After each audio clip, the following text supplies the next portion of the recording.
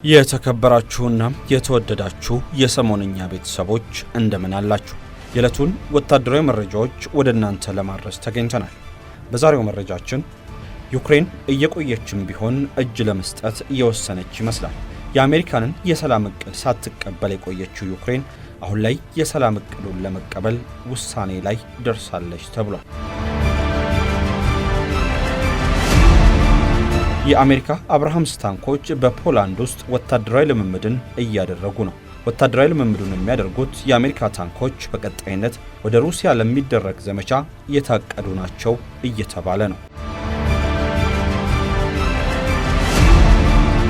በሌላ በኩል የሩሲያ መንግስት የጦር ሚኒስትር በትላንትናው ዕለት ባወጣው መረጃ መሰረት የሩሲያ አየር ኃይል ንብረት የሆነው ቲዩ-160 ወታደራዊ አውሮፕላን በነፃ የውሃ ክፍሎችና በአርክቲክ ባህር ላይ ተደጋጋሚ ቅኝትን እያደረገ ይገኛል።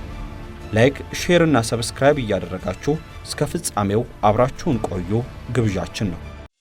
ንግዴን የት ልከውን የትስ ቤት ላገኝ ብለው ተጨንቀዋል? አኮያ ፕሮፐርቲስ በአስገራሚ ስፍራ በአነጋጋሪ የዋጋ አማራጭ ይዞሎት መጥቷል። በዘመነችው 4 ኪሎ የዘመነ የገበያ ማዕከል 30 በመቶ ብቻ ቅድሚያ ክፍያ በመፈጸም በ18 ወራት ውስጥ ሱቁን ተረክበው የንግድ ስራዎትን ማሳለጥ ይችላሉ።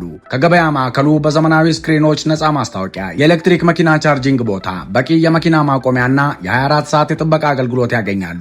19 ካሬ በ1,767,000 ብር ቅድሚያ ክፍያ፣ 25 ካሬ በ2,325,000 ብር እንዲሁም 34 ካሬ በ3,162,000 ብር ቅድሚያ ክፍያ ብቻ። በተጨማሪም የመኖሪያ አፓርትመንቶች ካሉም እኛ ጋር አሉ። በሰሜን ማዘጋጃ ሳሬም ሆቴል አጠገብ 81 ካሬ ባለ 1 መኝታ በ5.8 ሚሊዮን ብር ሙሉ ክፍያ፣ 110 ካሬ ባለ 2 መኝታ በ7.9 ሚሊዮን ብር እንዲሁም 130 ካሬ ባለ 3 መኝታ በ9.3 ሚሊዮን ማግኘት ይችላሉ። እንዲሁም በሳር ቤትና ፒያሳ ከ96 ካሬ ጀምሮ በ10 በመቶ ቅድሚያ ክፍያ ብቻ መግዛት ይችላሉ። ለቢሮና ለሳይት ጉብኝት በስልክ ቁጥር 0908018653 ወይም 0950366697 ይደውሉልን። አኮያ ፕሮፐርቲስ። ዩክሬን እጅ ሰጠች። ዩክሬን ከሩሲያ ጋር እያደረገችው ያለውን ጦርነት ለማስቆም በተዘጋጀም የሰላም ስምምነት ላይ ከአሜሪካ ጋር የጋራ መግባባት ላይ መድረሳቸውን አስታወቀች። ሐሳቡ የተመሰረተው ባለፈው ሳምንት አሜሪካ ለኪየቭ ባቀረበችው 28 ነጥብ እቅድ ላይ ሲሆን የአሜሪካና የዩክሬን ባለስልጣናት ቅዳሜና እሁድ በጄኔቫ በተካሄደው ውይይት ላይ ተነጋግረውበታል። የአሜሪካው ፕሬዝዳንት ዶናልድ ትራምፕ በማህበራዊ ሚዲያ ላይ ባወጡት ጽሑፍ የመጀመሪያው እቅድ ከሁለቱም ወገኖች በተገኘ ተጨማሪ ግብዓት በጥሩ ሁኔታ ተስተካክሏል ብለዋል። ልዩ መልእክተኛው ስቲቪ ዊትኮፍ በሚቀጥለው ሳምንት በሞስኮ የሩሲያው ፕሬዝዳንት ቭላዲሚር ፑቲንን እንዲያነጋግሩ ማዘዛቸውን ተናግሯል። የአሜሪካ የጦር ሰራዊት ጸሐፊ ዳን ድሪስኮል በዚህ ሳምንት የዩክሬንን መሪዎች ያገኛሉ ተብሎ ይጠበቃል። የዩክሬኑ ፕሬዝዳንት ቮሎዲሚር ዜሌንስኪ ማክሰኞ ዕለት ከትራምፕ ጋር ለመገናኘት ዝግጁ መሆናቸውን ተናግሯል። አስተዳደራቸው ከወሩ መጨረሻ በፊት ስብሰባ ለማድረግ አቅዷል። ከአሜሪካና ከፕሬዝዳንት ዶናልድ ትራምፕ ጋር የበለጠ ንቁ ትብብር አድርጋለሁ የሚል እምነት አለኝ። አብዛኛው በአሜሪካ ላይ የተመሰረተ ነው፣ ምክንያቱም ሩሲያ ለአሜሪካ ጥንካሬ ከፍተኛ ትኩረትን ትሰጣለች ብሏል። ከአንድ ቀን በፊት ዜሌንስኪ የ28 ነጥብ እቅዱ ለዝቧል፣ አንዳንድ ድንጋጌዎችም ተወግደዋል ብለዋል። ትራምፕ በማህበራዊ ሚዲያ ላይ ከዜሌንስኪና ከፑቲን ጋር ለመገናኘት በጉጉት እንደሚጠባበቁና ይህ የሚሆነው ግን ይህንን ጦርነት ለማስቆም የተደረገው ስምምነት ሲጠናቀቅ ወይም የመጨረሻው ደረጃ ላይ ሲደርስ ብቻ እንደሆነ ጽፏል። ፕሬዝዳንቱ በኋላ ለጋዜጠኞች እንደተናገሩት ስምምነቱ በሁለቱም በኩል የግዛት ስምምነቶችና ድንበሩን ነፃ ለማድረግ መሞከርን ያካትታል። ትራምፕ ለኔ የጊዜ ገደቡ ወይም ጦርነቱ ሲያበቃ ነው በማለት ለሁለቱም ወገኖች የመጨረሻ የሚሉትን ቀን እንዳልሰጡ ተናግሯል። ሩሲያ በአዲሱ ረቂቅ ስምምነት ላይ ማንም እንዳላማከራት በመግለጽ በእቅዱ ላይ የተደረጉ ማሻሻያዎችን ላትቀበል እንደምትችል አስጠንቅቃለች። የሩሲያ ውጭ ጉዳይ ሚኒስትር ሰርጌይ ላቭሮቭ ሞስኮ የመጀመሪያውን የአሜሪካ ማዕቀፍ ብትደግፍም እቅዱ ጉልህ ለውጥ ከተደረገበት ሁኔታው በመሰረቱ የተለየ እንደሚሆን ተናግሯል። እስከ ማክሰኞ ጠዋት ድረስ ክሬምሊን የአዲሱን እቅድ ቅጂ እንዳልደረሰው ላቭሮቭ ተናግሯል። አውሮፓም የአሜሪካንን የሰላም ጥረቶች እያዳከመች ነው ሲሉም ከሷል። ድራይስኮልና የሩሲያ ተወካዮች ሰኞና ማክሰኞ በአቡዳቢ ስብሰባ ቢያደርጉም የአሜሪካ ባለስልጣናት የሩሲያን ስጋቶች በይፋ አላነሱም። ለኪየቭ የደህንነት ዋስትና መስጠትናም ውጊያ በሚካሄድባቸው በርካታ የዩክሬን ምስራቃዊ ክልሎች የሚደረግ ቁጥጥርን ጨምሮ ሩሲያና ዩክሬን አሁንም በጥልቀት የሚቃረኑባቸው አንዳንድ ጉዳዮች አልተፈቱም ተብሏል። ዋይት ሀውስ አንጻራዊ ተስፋ አለው ቢልም የአውሮፓ መሪዎች ግን ከ4 ዓመታት በኋላም የሁለቱን ሀገራት ጦርነት የሚያስቆም የሰላም ስምምነት ስለመደረሱ ጥርጣሬ አላቸው። የፈረንሳዩ ፕሬዝዳንት ኢማኑኤል ማክሮን ሩሲያ ተኩስ ለማቆም ፍላጎት የላትም ሲሉ፣ የዩኬው ጠቅላይ ሚኒስትር ጽሕፈት ቤት በበኩሉ ረጅም መንገድ ይቀራልናም ከፊት ያለው መንገድ ደግሞ አስቸጋሪ ነው በማለት አስጠንቅቋል። ማክሰኞ ዕለት ማክሮንና የእንግሊዙ ጠቅላይ ሚኒስትር ሴር ኪር ስታርመር በአውሮፓ የዩክሬን አጋሮች ቡድን ስብሰባን መርተዋል። በዚህ ጥሪ ወቅት የአሜሪካው ውጭ ጉዳይ ሚኒስትር ማርክ ሩቢዮም ተቀላቅሏል። መሪዎቹ ለዩክሬን ሊሰጡ በሚችሉ የደህንነት ዋስትናዎች ላይ ስራውን ለማፋጠን ከአሜሪካ ጋር ግብረ ኃይል ለማቋቋም ተስማምቷል። የደህንነት ዋስትናዎች ጉዳይ ሞስኮና ኪየቭ ከሚጋጩባቸው ጉዳዮች መካከል አንዱ ብቻ ነው። ሰኞ ዕለት ዜሌንስኪም ሰላምን የሚያደናቅፈው ዋናው ችግር ፑቲን በኃይል የያዙትን ግዛት ህጋዊ እውቅና ለማግኘት ያቀረቡት ጥያቄ መሆኑን ተናግረዋል። የአሜሪካ ታንኮች በፖላንድ ልምምድ እያደረጉ ነው። የአሜሪካው አብርሃምስ ታንክ በፖላንድ ቤሞቮ ፒስኪ አካባቢ ላይ ወታደራዊ ልምምድ እያደረገ መሆኑ ተሰምቷል። የአሁኑ የታንኮች ልምምድ በምስራቅ አውሮፓ ሊደረግ የሚችል ጦርነትን ታሳቢ አድርጎ የተከናወነ የከባድ መሳሪያዎች ከፍተኛ ወታደራዊ ልምምድ ነው። ፖላንድ ከደቡብ ኮሪያና ጀርመን ቀጥላ የአሜሪካንን የታንክ ብርጌዶች የያዘች ሀገር ስትሆን አብርሃምስ ታንኮችን የታጠቁ የአሜሪካ ጦር ብርጌዶችም በፖላንድ ይገኛሉ። አብርሃምስ ታንክ ከሩሲያው ቲ80 ታንክ ቀጥሎ የጋዝ ተርባይን የሚጠቀም ብቸኛው ታንክ ሲሆን ይህም በጭቃማ ስፍራዎች ውስጥ በቀላሉ እንዲንቀሳቀስ ያደርጓል። ምስራቅ አውሮፓ በብዛት ጭቃማ ሲሆን አብርሃምስ ታንክም ከጀርመን ሰራሹ ሊዮፓርድ ታንክ ጋር ሲነጻጸር በጭቃማ ስፍራዎች የተሻለ ብቃት ያለው መሆኑ በምስራቅ አውሮፓ ሀገራትናም ግዳጆች ተፈላጊ አድርጎታል። ፖላንድ የአሜሪካንን የታንክ ብርጌዶች ከማስተናገድ ባለፈም አብርሃምስ ታንኮችን የታጠቀች ብቸኛዋ የአውሮፓ ሀገር ነች።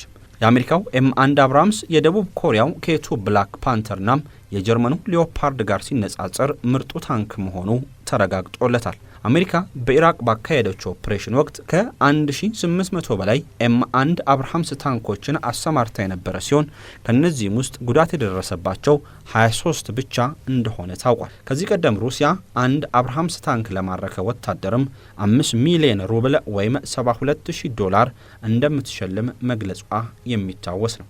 ለሩሲያ በቅርብ ርቀት ለምትገኘው ፖላንድ የኔቶ ዋነኛ መዳረሻ ስትሆን ከዚህ ቀደምም ኔቶ መነሻውን ከፖላንድ በማድረግ ሩሲያ ላይ ጥቃትን ሊሰነዝር ይችላል የሚሉ መላምቶች በተደጋጋሚ ሲወጡ እንደነበር የሚታወስ ሲሆን የአሁኑ የአሜሪካ የታንክ ብርጌድ የፖላንድ ወታደራዊ ልምምድም ይህኑ ሀሳብ የሚያጠናክር ነው። የሩሲያ የጦር አውሮፕላን ቅኝት እያደረገ ነው። የሩሲያ መንግስት የጦር ሚኒስትር በትላንትናው ዕለት ባወጣው መረጃ መሰረት የሩሲያ አየር ኃይል ንብረት የሆነው ቲዩ-160 ወታደራዊ አውሮፕላን በነፃ የውሃ ክፍሎችና በአርክቲክ ባህር ላይ ተደጋጋሚ ቅኝትን እያደረገ ይገኛል። የመከላከያ ሚኒስትሩ ያወጣው መረጃ እንደሚያመላክተው የሩሲያው የጦር አውሮፕላን 11 ሰዓታት የፈጀን የቅኝት በረራን በዚህ ሳምንት ውስጥ አድርጓል። የአርክቲክ ቀጠና የጦር አውሮፕላኑ ዋነኛ መዳረሻ የነበረ ቢሆንም በሰሜን አትላንቲክ፣ ፓሲፊክ፣ ጥቁር ባህርና ባልቲክ ባህር ላይ የሩሲያው ተዋጊ አውሮፕላን ቅኝት ሲያደርግ ነበር። የመከላከያ ሚኒስትሩ ባወጣው መግለጫ ላይ የሀገሪቱ ጦር ቲዩ-160 የጦር አውሮፕላንን በመጠቀም ያደረጋቸው ቅኝቶች ነፃ የባህር ክፍሎችን ብቻም ያካተተና ዓለም አቀፉን ሕግጋት ያልጣሰ ነው ብሏል። በተጨማሪ ሚኒስትሩ የረዥም ርቀት አውሮፕላን አብራሪዎች በተለያዩ ጊዜያት በእነዚህ የውሃ ክልሎች ላይ ቅኝት የማድረግ ግዴታ እንዳለባቸው ይፋ አድርጓል። እንደ ቲዩ-95 እና ቲዩ-160 ያሉ የሩሲያ አየር ኃይል ቦምብ ጣይ አውሮፕላኖች የረዥም ርቀት አውሮፕላኖች ተብለው የሚጠሩ ሲሆን ኒውክሌር ጥቃትን የማድረስና ባላስቲክ ሚሳይሎችንም የመታጠቅ ግዴታ አለባቸው። ግዙፉ ስትራቴጂክ ኒውክሌር ቦምብ ጣይ አውሮፕላን 4 ሞተሮች ያሉት ሲሆን ክሩዝ ሚሳይሎችና አውዳሚ ቦምቦችን መሸከምና ማስወንጨፍ ይችላል። የአቪዬሽን ባለሙያዎች እንደሚሉት ቲዩ-60 ሶቪየት ህብረት ከሰራቻቸው ቦምብ ጣይ አውሮፕላኖች ሁሉ ስኬታማው ነው። በተርባይን ሞተር ከሚንቀሳቀሱ ዘመናዊ አውሮፕላኖች ውስጥም ፈርቀዳጅና ተምሳሌት መሆኑ ነው የሚነገርለት። በአሁኑ ወቅትም የሩሲያ አየር ኃይል ይህን ግዙፍ ቦምብ ጣይ አውሮፕላን ለተለያዩ ወሳኝ ግዳጆች ይጠቀማል። የሩሲያው ቲዩ-60 ቦምብ ጣይ አውሮፕላን ዲዛይን የተሰራው በኦስትሪያው የአቪዬሽን ተመራማሪ ፈርዲናንድ ብራንድኔር በተመራም ጀርመናውያን መሐንዲሶች ቡድን ነው። 12000 የፈረስ ጉልበት ያላቸውን የአውሮፕላኑን ተርባይን ሞተሮች የሰሩት ባለሙያዎች በሩሲያ በእስር ላይ ይገኙ የነበሩ ጀርመናውያን ናቸው።